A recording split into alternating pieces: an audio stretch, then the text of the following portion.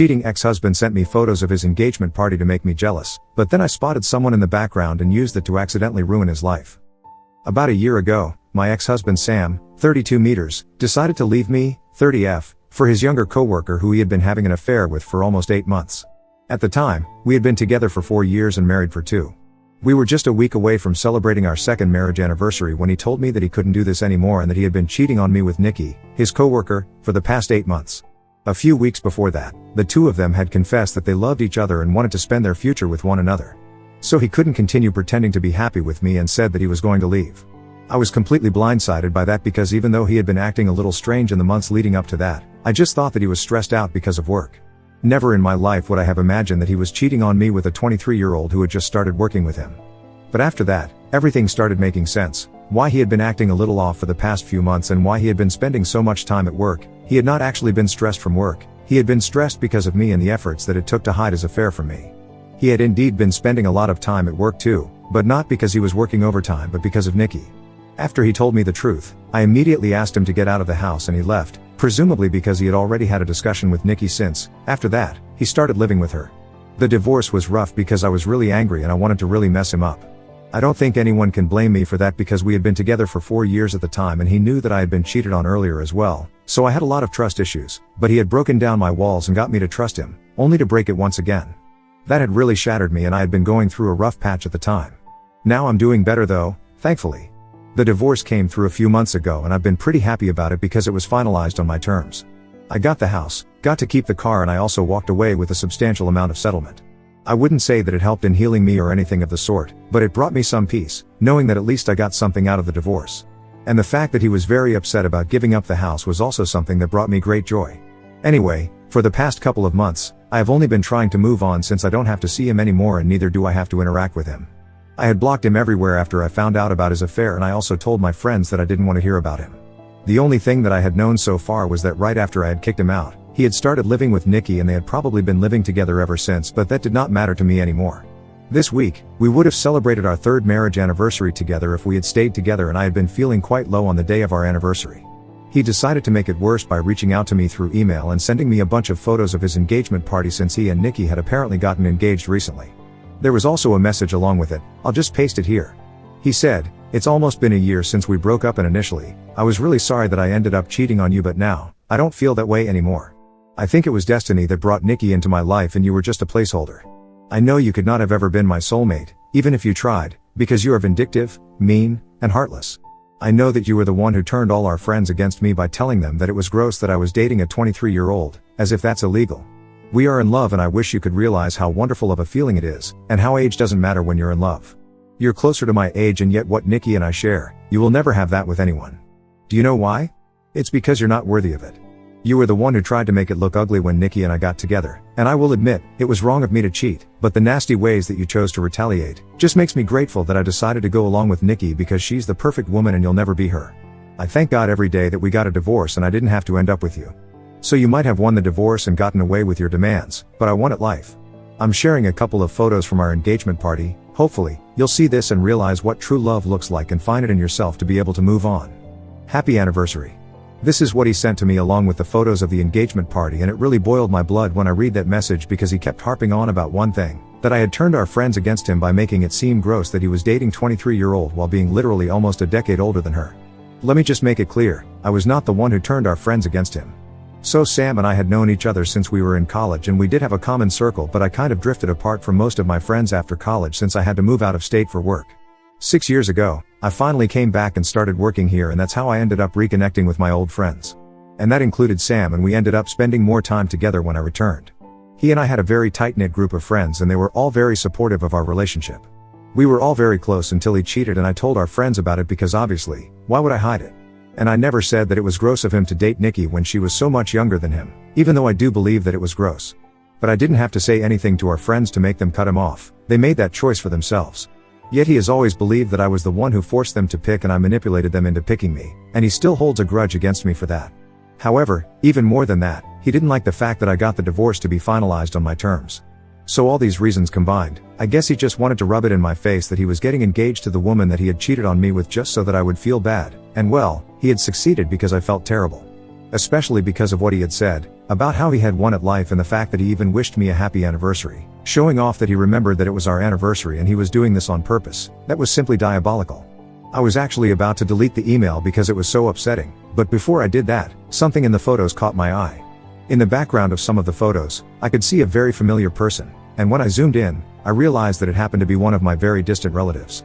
This person, let's call him Jonathan, isn't exactly related to me by blood, but there's still some relation there, so I could use that to my advantage. To be more precise, he is married to my mother's third cousin and we have occasionally seen and met each other at some family get-togethers, but since they're not very closely related, my mother isn't exactly friends with them and neither are we. I've only seen him a couple of times, but I recognized him in the background of those pictures and I instantly sent those pictures to my mother and asked her to confirm if it was actually him. I explained the entire situation to her and she decided to call her cousin and ask her what was going on.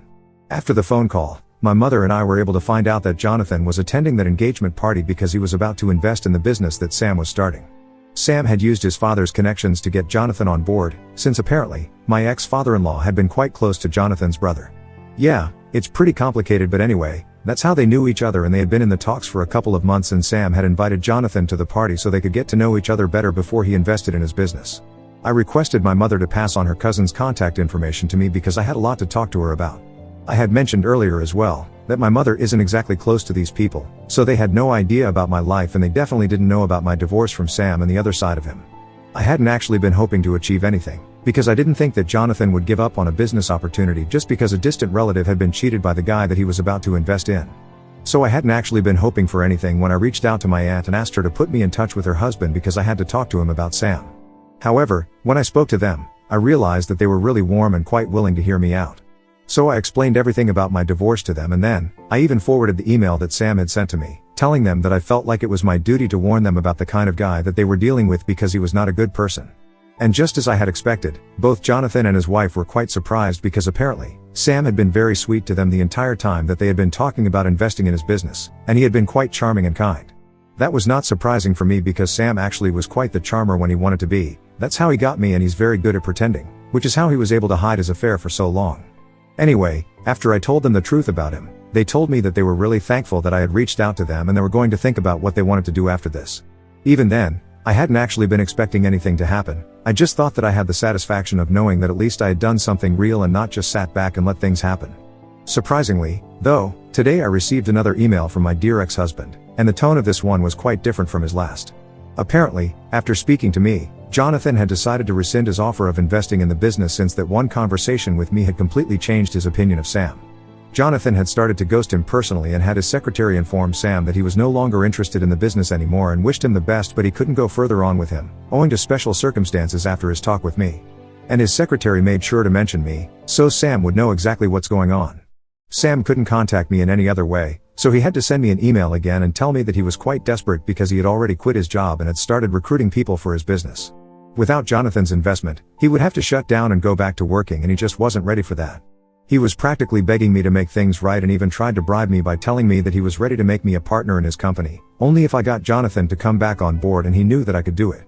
I was actually quite happy reading that email because it made me realize that he had really screwed things up for himself by sending me that horrible message and trying to rub it in my face. His plan had totally backfired and now, he was the one who was in a terrible position and needed me to bail him out. I was feeling like I was on top of the world and was relishing the experience until, out of nowhere, I started feeling guilty about what was happening. I don't even know why, but a couple of hours ago, I started feeling like I was a terrible person for doing this and that I'm no different from Sam if I'm actually relishing it. I've spoken to my parents about it, I've spoken to my friends as well, and all of them have told me that the only reason I'm feeling guilty is because I'm a decent human being, but that doesn't mean that what I did was wrong.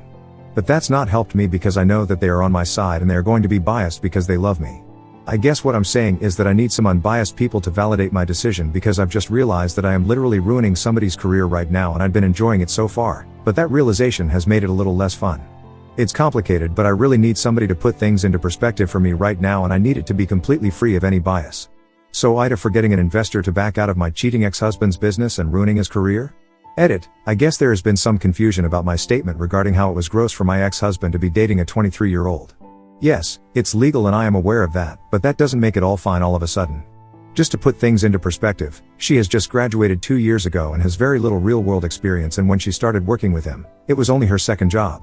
Meanwhile, Sam has been working for the past 10 years, and even at this job, he was supposed to be her senior, so it's quite obvious that he has had a lot more experience than her, and the power dynamics between the two of them are obviously not going to be the same had it been a woman of his own age.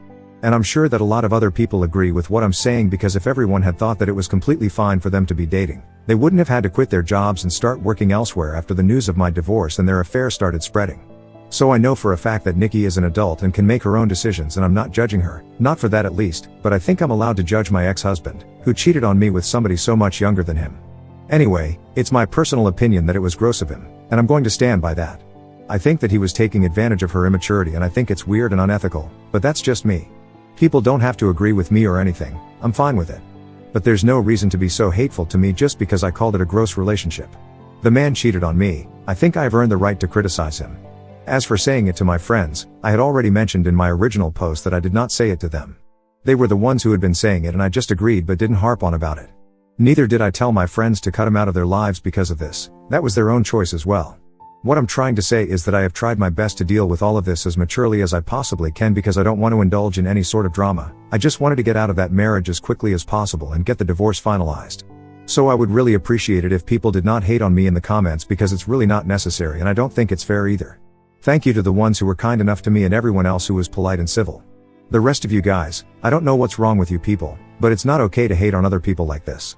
Update 1. I finally responded to the email that Sam had sent me, and I told him that I really appreciated his offer of wanting to make me a partner in this company, but I was just not interested. After all, he had cheated on me once, I didn't want to be cheated on once again. And I also told him that I had spoken to Jonathan, but I hadn't told him that he had to opt out of investing in the business.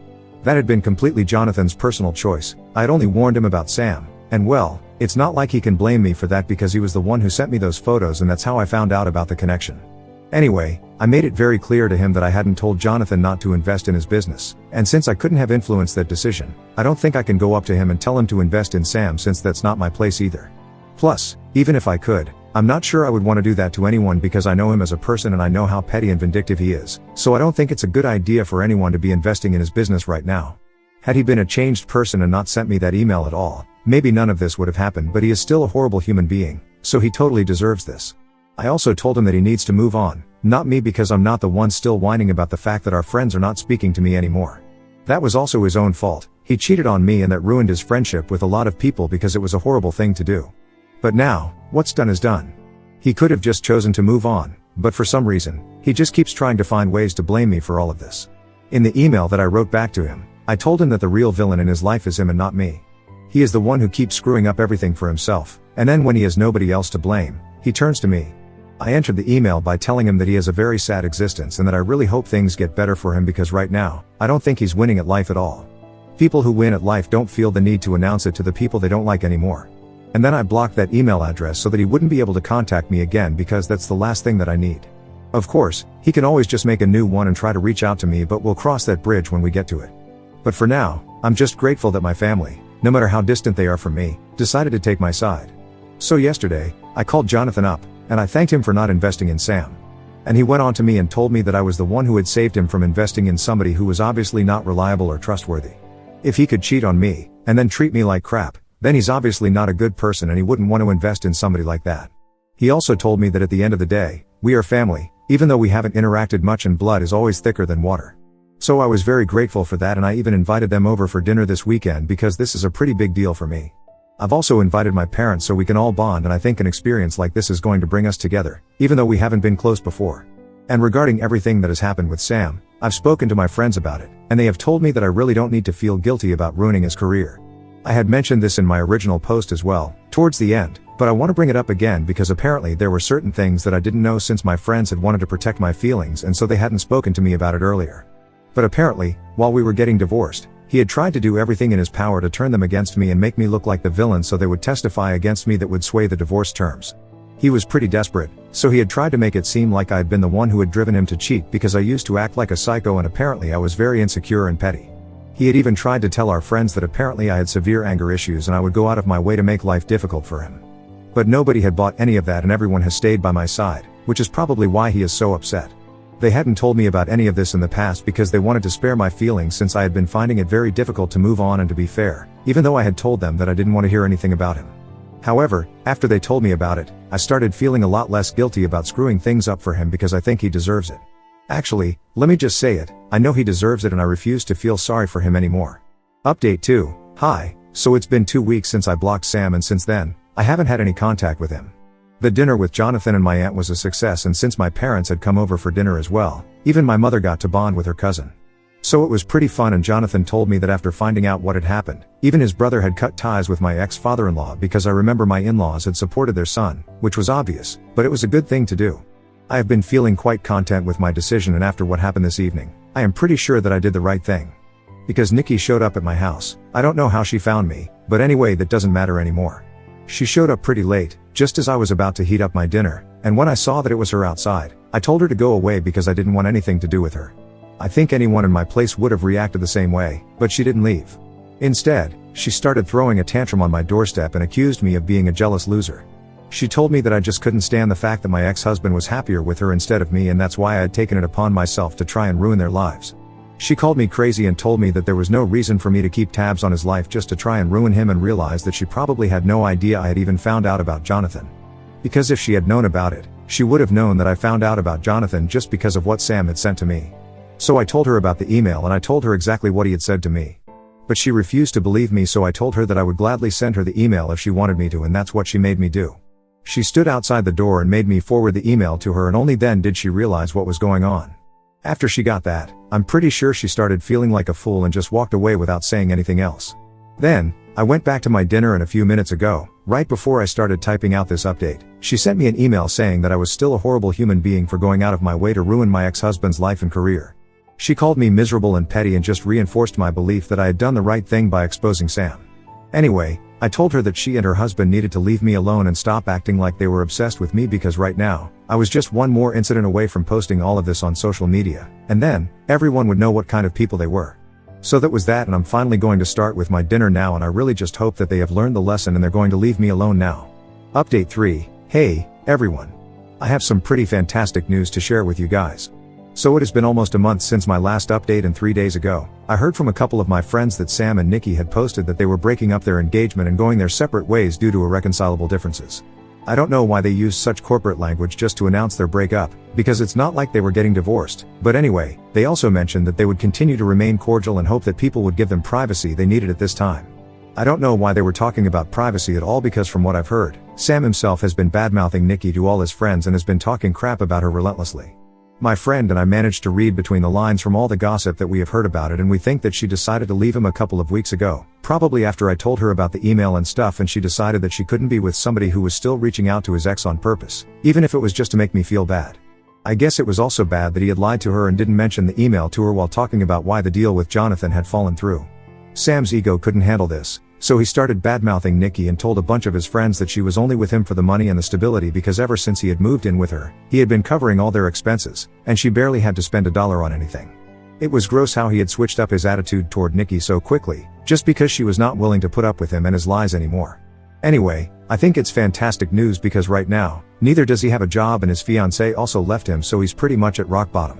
I don't feel bad for him at all, because he deserves all of this. He brought it all onto himself. I'm doing a lot better and I don't even care about him or what he's going through anymore. My work is great, I have my friends and family by my side, and that's pretty much all I need. So far, I had even been holding back on getting a cat because he's allergic, but I think it's about time that I got a cat as well. But even right now, I feel pretty fulfilled. I was 17 when my parents bought a new house. They gave my room to my sister's boyfriend. My dad tossed my clothes into trash bags and said, "Time to grow the hell up. We're done babysitting a useless mouth to feed." My brother laughed. My mom looked me straight in the face and said, "He's more of a son than you ever were. At least he earns his keep." I just stared at them and said calmly, "I won't forget this, and one day, neither will you." 5 years later, I made a move they never saw coming. Now they're begging, "Please come home." Okay, so I'm just going to say I'm not writing this for sympathy or some fake therapy arc or whatever. I just need to get this out because NGL, I still think about it more than I should. If this sounds messy, it's because it is. My family never did anything the easy way. So yeah. Anyway, this all started when I was 17 and my parents announced out of nowhere we were moving. Not like a let's sit down and talk thing. Just my dad came into the kitchen and said we're closing on a new place. End of story.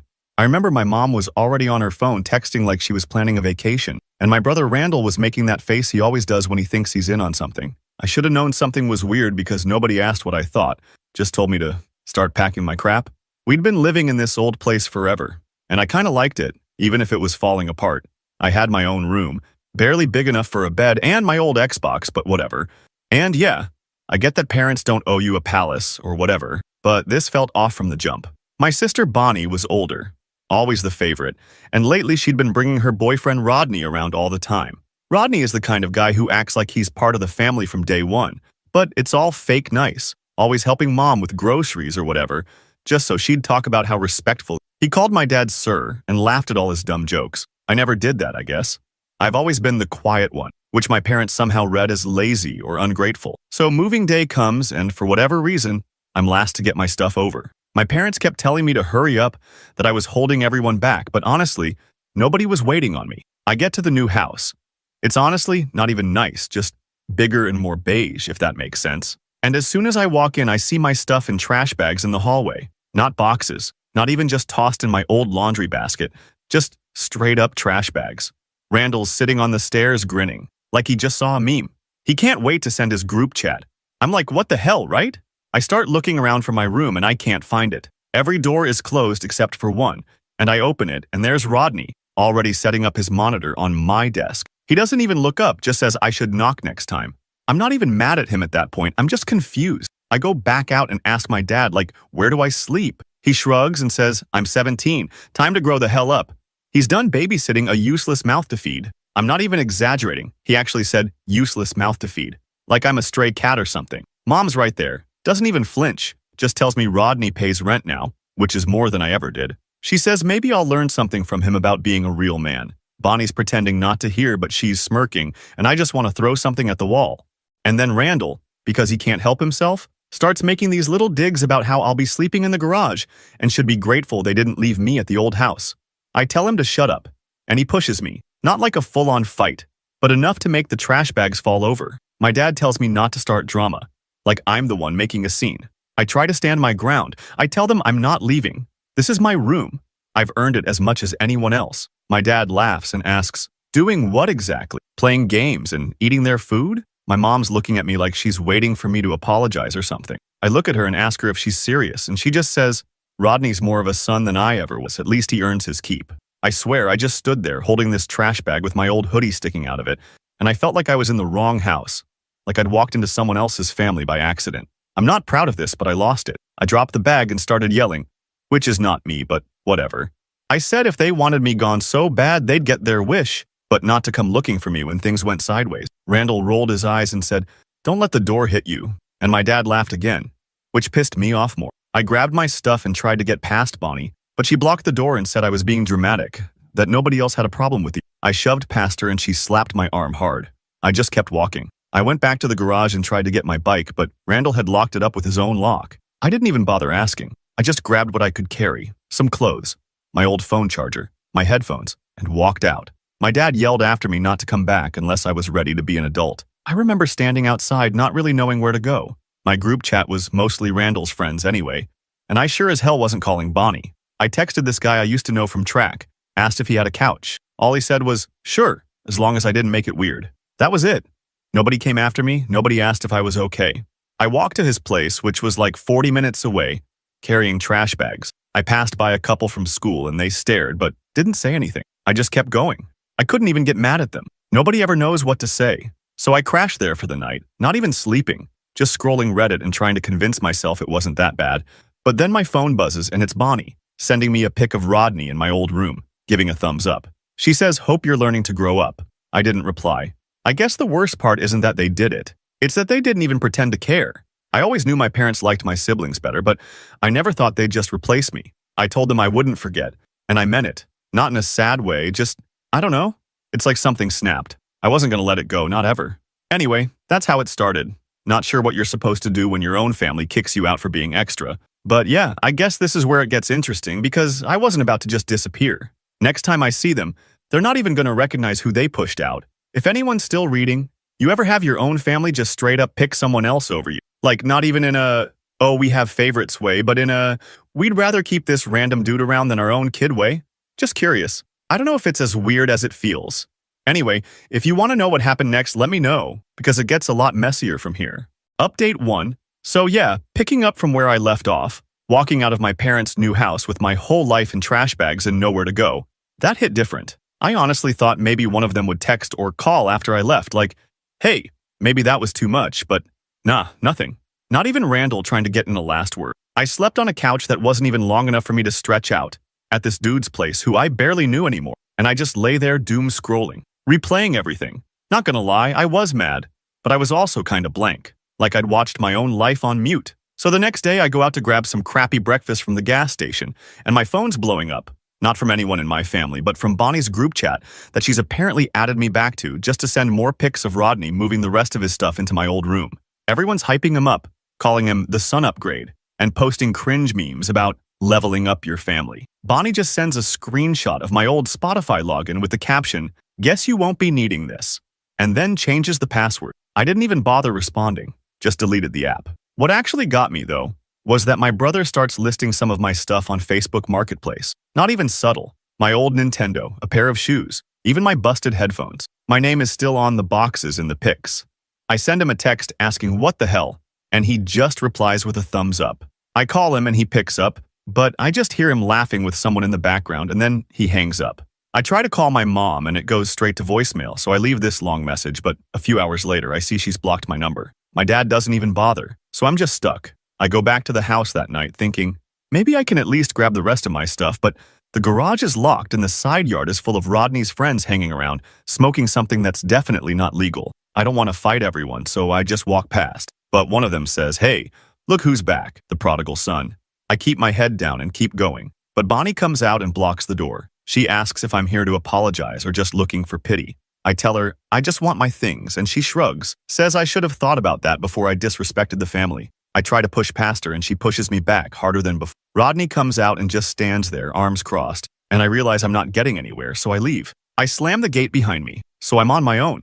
I bounce between two couches for a while, just enough to keep from sleeping outside, but it's rough. I get some random cash gigs here and there, but nothing steady. I get this sense my family's hoping I'll just give up and disappear so they can act like I never existed. It's not even about money at this point, it's about control. My dad always said, if you don't contribute, you don't belong. He used to say it as a joke when I was a kid, but I guess he meant it.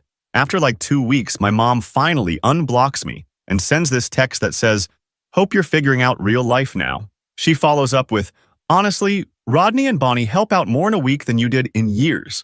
I just leave her on read. I start to realize the reason they treat me the way they do is because I never did what they wanted. I didn't play sports like Randall or suck up to them like Rodney, and I definitely didn't make my mom look good on Facebook the way Bonnie did. They didn't want a kid. They wanted a side character who wouldn't make waves. So yeah, I get why they did what they did. I just wasn't going to let them get away with it. Things start to get messier when I'm trying to get my ID changed to the new address since all my mail is still going to my parents. And the lady at the DMV says I'm not showing up in their system for the new place. Turns out, my parents never actually put me on the lease or utility. They just left my name off everything. I'm technically not even a resident. I ask them about it and my mom says, you don't live here, so why would you be on anything? I tell her fine, but you can't sell my stuff. She says, if you wanted it, you should have stayed.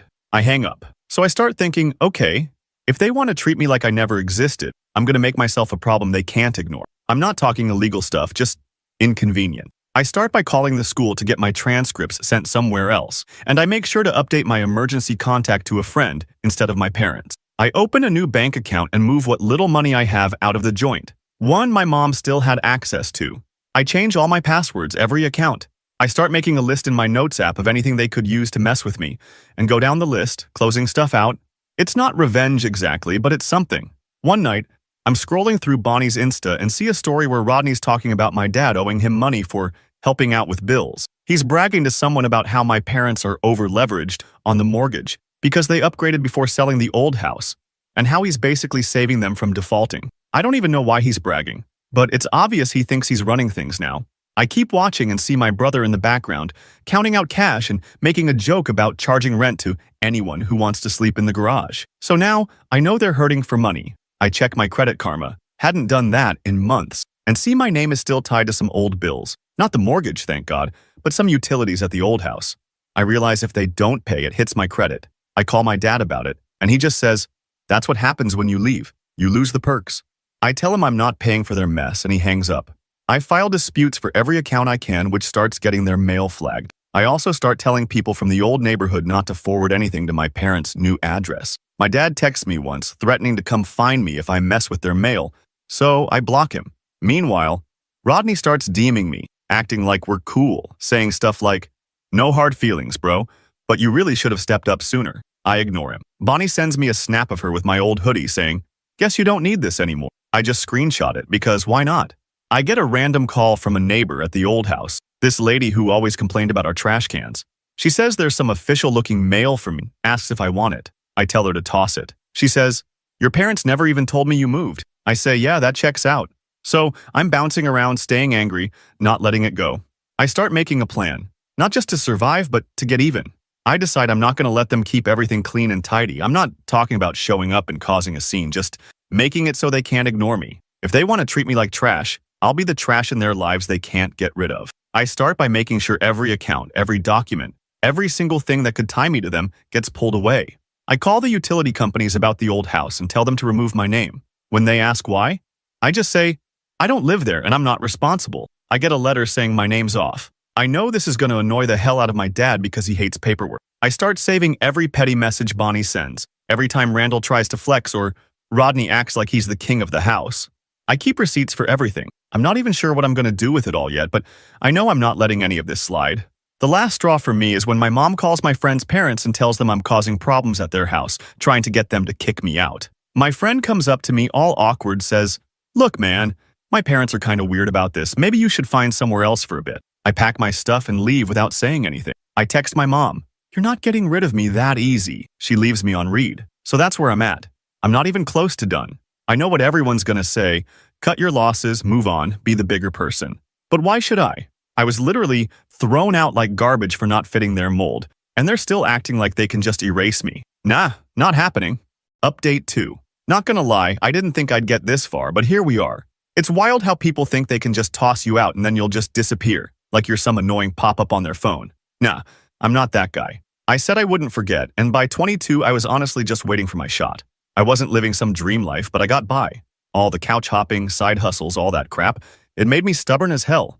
And yeah, I still had receipts, literal and digital. So I get a text from Randall out of nowhere. This is like 4 years after everything went down. He acts like nothing happened, just throws out, "Hey, hope you're good. Can you spot me some cash for car insurance?" Like we're best buds. I stare at my phone for 5 minutes. This is the first time anyone in my family has actually needed something from me since I left. At first, I think this has to be a joke. But then I get another text, this time from Bonnie, super casual, asking if I can help with something adulting related. I ignore both. Then my mom starts hitting me up on Messenger, all formal, even calling me Dean, instead of the dumb nicknames she used when she was pissed. She says, "We'd love to reconnect. Maybe you could come by the house." I show the messages to a friend, and he says, "They must be desperate." I scroll through their profiles, and it's weird, like, Rodney is in fewer and fewer pics, and there's this vibe of everyone pretending things are fine, but you can tell it's forced. So now I'm curious. I start digging. Nothing sketchy, just regular internet stuff. Bonnie's posts are all memes about adulting is hard and rent is a scam. And then I notice she started selling stuff again. Same as before, but now it's her own things. I check the county site for the house info. Yeah, you can do this, it's public. And I see there's a lien on the property for unpaid HOA stuff. I'm not shocked. My parents always thought rules were for other people. I dig up some old docs I saved years back and realize my name is still attached to an old utility bill. My dad never removed me, probably because he didn't want to deal with it, or maybe just to be petty. I call the company, say I don't live there. I want off the account, and they tell me the only way is with proof of new residence or a notarized letter. I get it sorted, but it takes a couple weeks. While that's happening, the bill goes unpaid and racks up late fees. I know for a fact my dad's going to get those calls now since his credit is on the line too. He hates dealing with customer service. I'm not even sorry. I start to think, why stop there? All those years they acted like I was dead weight because I didn't do things there. So now I'll make it so they feel every little thing they used to dump on me. I remember Rodney never actually signed a lease. He just moved in. My parents always did stuff under the table, thinking they were slick, treating the house like a private club. I Google the local rental laws, and it turns out, if you're taking money from someone living in your home, you need a written agreement or you're in violation. So I send an anonymous tip to the HOA that there's an unregistered tenant and weird parking stuff going on. Rodney and his buddies always parked on the grass and blocked the sidewalk. Classic. A couple of weeks go by and suddenly my brother is ranting on Twitter about HOA power trips and snitches. I just grab popcorn. Then I get a letter in the mail from the mortgage company. Apparently, when I got removed from the utility account because my name was still tied to the old address, it flagged the mortgage as having occupancy inconsistencies. The bank wants my parents to verify all current residents and their arrangement. This is not some dramatic TV moment, more just endless paperwork and headaches, which is exactly what they deserve. My dad tries to call me. I don't pick up. He leaves a voicemail saying, "You're making this harder than it needs to be," and that if I don't stop causing problems, he'll take steps. I save the voicemail. I send a formal request to the mortgage company to remove my info from anything connected to their address. They tell me it'll take time, but I push it through. I know this is going to make their life hell because banks are slow and my parents hate answering questions. I start getting these weird messages from Randall, acting like he's looking out for me, but then slipping in stuff like, Mom and Dad are really struggling. Maybe you should help out since you know all the paperwork. I tell him, "You guys made your choice. I'm not your secretary." He gets mad, sends a long text about how I'm being selfish and how family means helping out even when things are tough. I tell him, "Didn't seem to mean much when you locked my bike up and laughed in my face." Bonnie tries her own angle, sending me a guilt trip about how things have been hard since I left, how Rodney isn't who we thought he was. I say, "Sounds like a you problem." She blocks me, then unblocks me, then blocks me again. Classic Bonnie. Meanwhile, I hear from a neighbor, the one who used to complain about our trash cans, LOL, that the HOA is coming by every week now checking for violations. I guess Rodney tried to argue with the board and got told to leave the meeting. My dad is furious and starts sending me angry emails saying I'm ruining their life. I reply, "You said you were done babysitting me, so why are you so pressed now?" Then it gets really real. I get a call from the county office. They're looking to verify some old info about who lived at the house during a certain period, because there's a question about back taxes on the old place. I'm not on the hook, but my parents are, since they never updated the records. I send them a copy of the notice, just to be a jerk, and say, "Guess you should have kept those useless mouths around for the paperwork." My dad calls me screaming. I hang up. He calls back. I hang up again. I'm not even doing anything illegal, just making sure every time they try to slide something under the rug, it gets dragged back out. I'm tired of being the one who just takes it. They wanted to treat me like I was nothing, so I'm making sure they feel that nothing every single day. Rodney moves out, I hear, and Bonnie tries to move back home, but my parents are fighting with her too. Randall is still trying to play both sides, but I don't even answer him anymore. Honestly, I'm not going to pretend this made me rich or happy or whatever, but I finally feel like I'm the one making their life hell instead of the other way around. I'm not letting them off easy. I'm not forgiving anyone. I'm just here to make sure they don't forget what they did, not for a second. And then, just when I think I've done everything I can, my mom sends me this email that starts with, "We need to talk," and ends with, "Please, just come home." Like I'm suddenly the golden child again. I haven't even opened it. I'm not done yet. If you think this sounds petty, good.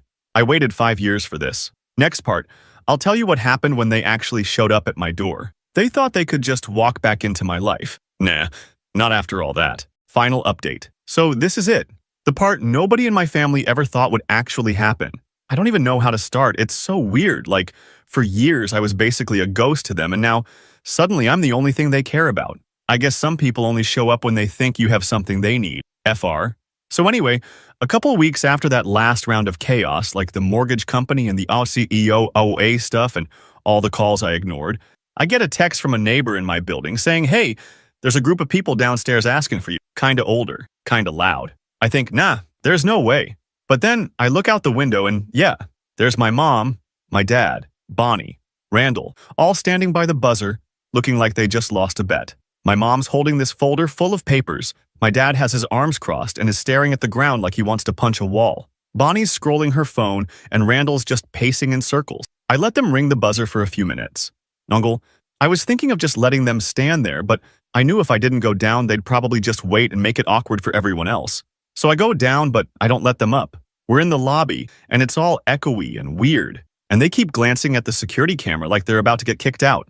My mom goes, "Can we talk, please? Just for a minute." And I say, "Depends what you want." My dad tries to jump in, but I cut him off. I say, "You said you were done babysitting me, remember?" He gets mad, says something about how I don't understand what family means, and I laugh. Because honestly, after 5 years of radio silence, I'm not buying it. Bonnie says, can we not do this here? And I just shrug. I tell her, I'm not inviting you up. Randall tries to play peacemaker, says, look, things got out of hand, but we're all struggling, you know? I say, I know, I can see that. He asks if I can help them sort out the paperwork mess. Something about the mortgage and the hoe and missing mail. My mom jumps in, says, we need you, Dean. We need you to come home, please. I start laughing.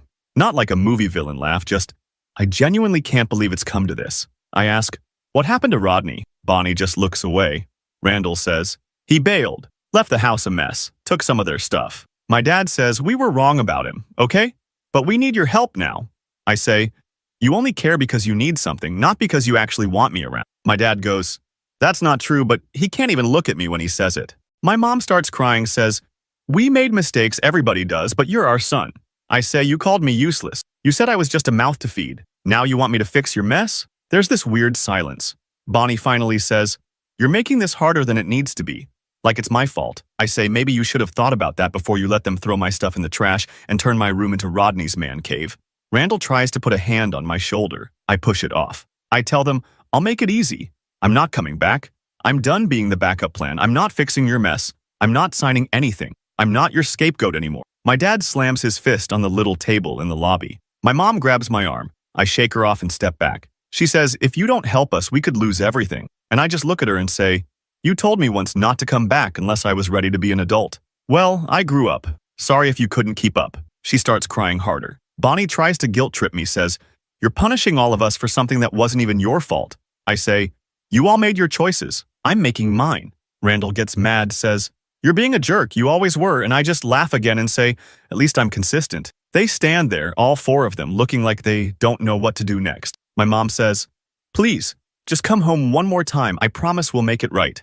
I say, I'm not interested in promises. I'm interested in respect, which is something I never got from any of you. My dad mutters under his breath, calls me stubborn, and I just nod. I grab the door, open it, and tell them they should leave before someone calls security. My mom tries to hug me. I step aside and she almost falls into the door. Bonnie slams her fist into the wall and storms out. My dad just stands there, staring at me. Randall says, last chance, man. And I say, no, this is your last chance. Don't come back. I shut the door. I go back up to my place. I hear them arguing in the parking lot, but I don't watch. I text a friend. You're not going to believe who just showed up. He sends back, did you finally get your moment? I say, yeah, but it wasn't what I thought it'd be. So yeah, that's how it ended. They wanted me to come back, fix everything, take the hit for their bad choices. I didn't. I'm not their safety net, not their lost cause, not their backup plan. I said I wouldn't forget, and I didn't. And now, neither will they. I know some people are going to say I should have forgiven them or whatever, but honestly, after 5 years of being treated like nothing, this was the only way it could go. I'm not sorry. Sometimes you have to show people you're not the doormat they think you are, even if it means shutting the door right in their face. That's it. Thanks if you read all this. I know it's a lot. I don't know what's next, but I know I'm not going back. I have proof that my boyfriend plans to cheat just a few days after he proposed. Reddit stories. I, 33F, with my fiancé, 33M, of 3 years, found out he settled for me. Really confused on how to proceed. My fiancé, Tom, and I have been together for 3 years and got engaged only 1 week ago. One of Tom's closest friends, Adam, has never liked me. This is probably because Adam is really flirtatious with every girl he meets, single or not, and sleeps around a lot. When Tom first introduced me to his friends, Adam flirted pretty heavily with me, but I told him I was here with his friend and it was inappropriate. Tom found out later about this and seemed amused because Adam flirts with everyone because that's just Adam, but seemed to appreciate me telling him to back off. Ever since then, Adam and I have had a bit of a strained but civil relationship. Adam isn't creepy and he did back off, but he still flirts heavily with his friends SOS to the point of complimenting their breasts or butts, and he gets away with it because he's charming, rich, always hosts parties and things and lends his friends shiny new toys or lets them stay at various holiday houses or buys expensive booze, etc. I know all of this because he talks a lot about all this when it's just me and the guys at Tom's place because I live there most days of the week. To note, my job requires some out-of-state travel every week and I still have my own apartment that I bought but rent out rooms. Now, a few days ago Tom was out of town and I rescued his dog from a fire that started on his neighbor's property. I also got his laptop and a few other heirlooms out. Anyway, the fire was contained to the neighbor's property, so I didn't do anything really, but there was a lot of smoke, so I took his dog to the vet. Everything was fine. By the time Tom got a flight back home, things were sorted. 2 days later, before heading out to a New Year's Eve party at Adam's place, Tom proposed, saying that he'd always known I was the one, but this made him realize that he wanted to start this year knowing next year we'd be married. I said yes and spent 2 days ecstatic. Until Adam called me out of the blue saying we needed to talk. He showed me text messages from 3 years ago talking about how Tom had settled for me because this really super beautiful girl that he'd slept with a few times had ended up starting a relationship with someone else and stopped seeing him. The messages talk about how she's the one, and when he met me, I was no Megan but not bad, but that I seemed keen and marriage material. They talked for months about how much hotter Megan is and even made fun of me for telling Adam off the first time because Adam wouldn't date his friend's SOS, so they weirdly agreed it was a good sign I wouldn't cheat even though I seemed a bit bitchy. Then Tom started going on about how I had an unusually high libido and got the congratulatory high five from Adam, but again, not flattering to me. Tom made a remark about how I must have been around the block and that he didn't usually like used goods but sex was worth it.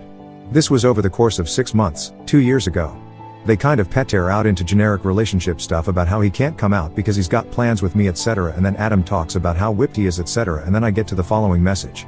About a day ago Tom sent Adam a text about how Megan was single and seemed interested in him with Facebook screenshots of the conversation he had with her. He was really excited about this. She initiated messaging him after he'd posted a sympathetic comment on her relationship status change from a week ago, and she messaged him. When she asked him what was new, he did not mention he was engaged. She talks about the good times and confesses she should have chosen him. He admits he was also devastated and thought they were good together, and still no mention of me. The caption on the screenshots he sent Adam was, "What do you think? And she's into me." Adam has responded with, "Hell yeah. I think you have a chance etc, no mention of me at all." Tom's responded with, "I know, right?" Nothing further. I was pretty upset at this point, so Adam left because I asked. I then logged into Tom's Facebook. I guessed his password was the same as his email. I was right, to check their conversation, and they went on to make plans to catch up in a week when I'll be out of town and she may be flying in to catch up with people and look at moving back after her breakup. He then poked fun at her current city and tells her she should move back and let him know if she needs anything. She tells him he's sweet but she has to go now. She's initiating all this, but he's not shutting anything down or even telling her he's engaged. Up till this point, I've never even heard about Megan. They don't have more Facebook messages before that except for 3 years ago. Looks like she didn't contact him while she was seeing this other guy. I've been staying at my place making up excuses and just replying to texts, but I feel really numb. I called Adam and asked him why he told me all this when he didn't even like me and was going behind Tom's back. He told me it was the right thing to do by me and that Tom should be with Megan. He was clearly still into her and I could do better. Wasn't I grateful he didn't stay silent about this before I married him? He said I may as well hear it from him because I didn't like him anyway. I said, "Thanks for letting me know and that I had a lot to think about. I am so confused. I feel used, upset, and like the last 3 years are a lie. I feel like breaking up with Tom, but then I'm also still weirded out by Adam and his motives. I have no idea what to do. More info. I'm not going to go for the sunken cost fallacy. I've been thinking a lot, and it's not going to work out. I'm first going to get my stuff out of Tom's place under the guise of New Year's cleaning. There are things there I want back. Also, Tom's Facebook and mine are rarely updated, but he comments a lot. He is more active on Twitter and WhatsApp. I barely use mine. It's mostly work people and family I don't like or high school people. My friends use WhatsApp or Snapchat. About Megan, I don't blame her. She did ask him what was new in his life. He replied, not much. People can't be stolen if they don't want to. If she's okay hooking up with an engaged guy, then they deserve each other. Maybe she likes the validation. In any case, I'll let her know about me anyway. And yeah, I'm not going to dump him before his date. I don't get Adam at all. Why is he so vested in getting Megan with Tom? And why is he willing to risk alienating Tom and potentially the friends group by coming to me? I don't think he's into me. He has no trouble with women and so far hasn't actually slept with his friends' SOs. Just flirted. I've also seen pictures of Megan, so why'd he come after me when he could tell her Tom is engaged and looking to cheat? Whatever, I need some distance from him too. Arg, I'm cycling through a lot of emotions right now. I'm kind of focusing on work at the moment. Update, I've had the weirdest few weeks ever. I didn't go back to Tom's place after the revelation and just blamed work and plumbing issues and then left for my work trip. The only time I did see him was in group things and just a few car rides and stuff. Then before I left, I messaged Megan on Facebook and told her that Tom was engaged to me. He'd just proposed a few days ago, and the rest was up to her. Megan never responded and as far as I could see, never even saw the message. And Adam texted and called me asking when I was going to break up with Tom. Now, I was really suspicious of Adam, so I just told him that I was still thinking about things and that I'd figure something out when I got back. Adam then called me telling me that these guys, his friend group, were users and leeches and Tom was no exception. He was just using me. I told him that I wasn't going to be collateral damage in whatever issue he had with his friends, and besides, he was the one letting them leech off him for so many years anyway. I ignored him after that. I still don't know what's going on inside his head. Anyway, I had decided to let the date between Tom and Megan happen and come back from my trip early without telling Tom to break up with him, and this is where things got a bit crazy. You see, on the Friday that the date was scheduled to occur, I got a call from Megan, who had arrived in my city, caught up with some mutual acquaintances, and found out that Tom was engaged. She then got my phone number from them and called me to tell me that my fiancé was cheating on me. I told her I already knew and told her to check her FB. She said it was sweet of me to warn her. I told her she was really decent for letting me know, and she then told me I deserved better. Apparently, her last relationship also ended due to cheating, so she was really furious at her ex, Tom, and men in general, and we ended up talking for ages. I even jokingly said that I could see why Tom was so into her because she was really pretty and kind, and then she told me Tom was an idiot for ruining something with me and the only thing he had going was good taste in women. I was really expecting the worst from her, but she really surprised me with how decent she was. So then I told her not to cancel the date, I was coming back early anyway, and let's surprise him by walking in together. She really loved that idea, I think mostly because she was mad at her ex, and here was Tom being scummy, so we agreed to meet me at the airport when I came in. Then I'm not sure what happened, but a few hours before I was due to board my flight, I get a text from Tom telling me he missed me and asked if there was any way I could finish my trip early because he wanted to talk to me. I then got a call from Megan about 15 minutes later saying that Tom had canceled the date, and she sent me this screenshot of him explaining that he was really attracted to her, but he was engaged and he was doing the wrong thing and they shouldn't see each other, and apologized for making her come down. Megan didn't come down for Tom. She was just going to catch up on her original trip, so she was pissed off that he'd even think that she came down for him. The way it was phrased made it seem like he wouldn't be able to control himself if he was around Megan or something. I really didn't want to see Tom at this point, so I told Megan she was out on a dinner thanks to me, so I'd take her out as a thank you. Long story short, because I don't vividly remember, I got home, went out to dinner with Megan, and we both got blindingly drunk. I texted Tom to say I was home, then I invited her back to my place and, according to my housemate, watched some Netflix, and Tom showed up with flowers. Megan, really drunk, and my housemate answered the door and there was Tom with flowers. Tom looked really shocked to see Megan and asked what she was going on. Megan told Tom that she lived here now and that we, her and I, were talking about getting married. According to my housemate, we got home drunk and started talking about how much easier it would be if we got married because men are scum or something, and then my housemate decided, hey, it's Friday night, and started drinking too. Anyway, she yelled to me that scummy Tom was here. I yelled back, I was throwing up at that point, that I didn't want to see him, and they shut the door in his face. He was knocking on the door and calling/texting me, none of which I noticed because I was pretty sick the rest of the night along with Megan and my housemate. Also, at some point before passing out, Megan and I were showing the messages to my housemate, and we start talking about getting married to each, and we updated our statuses to show that Megan and I were engaged. I vaguely remember her doing it.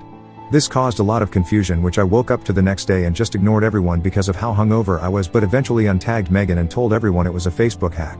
Adam called me, sounding amused I was hungover or maybe still drunk, and asked what that was about, and I just told him that Megan thought I was hot and hung up on him. Anyway, later I texted Tom and told him to not contact me for 2 days. Megan left and hung out with her friends and had a good trip. She's back home now. She's blocked Tom on everything, but not before tagging in a pretty mean update. Tom was pretty miserable. We talked a few days later, and I gave him back the ring. He said that he realized his mistake, that he never would have cheated on me because he couldn't go through with it, etc. I pointed out that at the start of the relationship he'd told Adam that I was nothing, talking about me like used property. He denied this, but I told him that Adam had shown me the texts. He then told me that Adam had a falling out with the group over some money that was owed to him, and this was his way of getting revenge, and I said, even if that is true, he never forced you to talk so degradingly about me or set up a date with an old flame. He said that he'd grown up since then and he thought the world of me, and he had cancelled the date, so wasn't that a point in his favor. He also asked me to come home early because he wanted to tell me himself.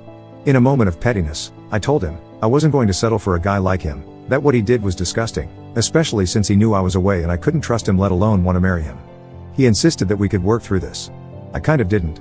Honestly, I really can't tell if he's being sincere or just wants to save face or hold on to something safe. I asked for space and time to think about things because the way he was pushing was driving me away. It's been a few weeks now, he's been just texting and sending me gifts and stuff. I've been replying pretty generically and saying I wasn't ready. Megan, I actually talk and WhatsApp frequently. She's still on the dump him and run bandwagon, but admits he's persuasive, and we have a way of really figuring out Tom's intentions because of what he did. Adam, I heard 3RD/4TH Han that he did have a massive blow up in the group about money, doesn't speak to any of them, and hates them all. He texted me about 3 days ago asking if I wanted to catch up. I am so confused, and there's so much drama. I've mostly been burying myself in work and gym and stuff and not thinking about it. I get that people can change and maybe Tom is honest, I just don't know. I need some distance and objectivity, but everything seems really confusing. Now on to the next story. Story 2.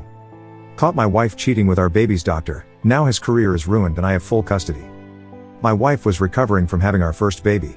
Per the doctor's orders, we were waiting 8 weeks before having sex. She was 24, and I was 26. I felt like we were too young to be parents, but at least we were married for 4 years before conceiving. This was the life I hoped for. I did everything right, according to my family, and it made me feel great.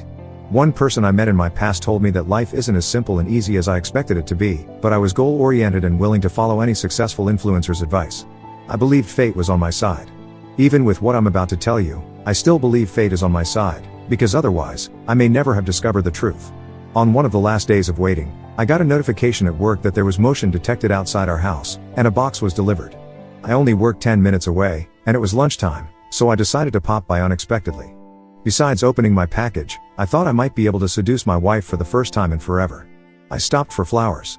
When I got to the house, there was a really nice car parked outside. I didn't recognize it. My original plan was to knock on the door and have her open it, but I decided to use my key. As soon as I walked in, I heard our bed squeaking upstairs. I barged into our bedroom door, without realizing I broke it. I could not believe what met my eyes. My wife was sprawled out on our bed with our baby's pediatrician. She immediately sat up and grabbed her face, repeatedly saying no in disbelief. The doctor panicked and ran. I didn't care. I'd have him on camera fleeing our house with his loose pants, which meant I'd probably be able to prove he was sleeping with my wife, which would certainly get his license revoked. I noticed the baby sleeping in the bassinet 6 feet away from his mother, as she cheated on his father. My wife immediately began saying how sorry she was. She said he seduced her because he knew she waited long enough to heal. I wanted to throw up, but I was too angry and didn't want to appear vulnerable. I told her she was a sleazy, pathetic mother. I asked her why she couldn't have just said no, why she couldn't have just waited for me to get home. I felt myself starting to break down because I was realizing my marriage was over. I didn't want to forgive her. I didn't want to have sex with her. I told her these things, and she wailed so loud she woke up the baby. My mind started working at a mile a second as I held and bounced our son. I told her that since she was breastfeeding, she could take him with her to her mom's house. Her mother was a strict Catholic, and I wasn't even sure she would let her daughter and grandson move in. She was going to be furious at her daughter's behavior, and I'd make sure she knew the truth at some point. My wife was freaking out, telling me what I already knew, that she would have nowhere to go if we told people the truth. I forced her to move back in with her mother by telling her our house was being fumigated. My mill wasn't too fond of me, so she wouldn't even wonder where I was. After they moved out, a major twist happened. I got an anonymous typed note in the mailbox that said, "Leave me out of it, or you won't be around long enough for a second marriage." I was shocked, but immediately knew it was from the doctor. What a piece of crap. I was very amused when I checked our doorbell camera and found him escaping with his pants down. I went to the police and filed restraining orders on him and my wife. Then, I made some phone calls. I had a big family, including one lawyer. He agreed to represent me. Before the court hearing, my mill was basically forcing my ex and son out of her house, so I had to tell her what my wife did, and how I got a restraining order because my life was threatened. She was beside herself. She told me I needed to come get my son at least, so I did. My wife absolutely hated this, and I think that's why her mom did it. She was so upset with her, but couldn't kick her out. She had trouble looking at her the same way. As terrible as my mill was, she knew how necessary and important loyalty to a spouse was.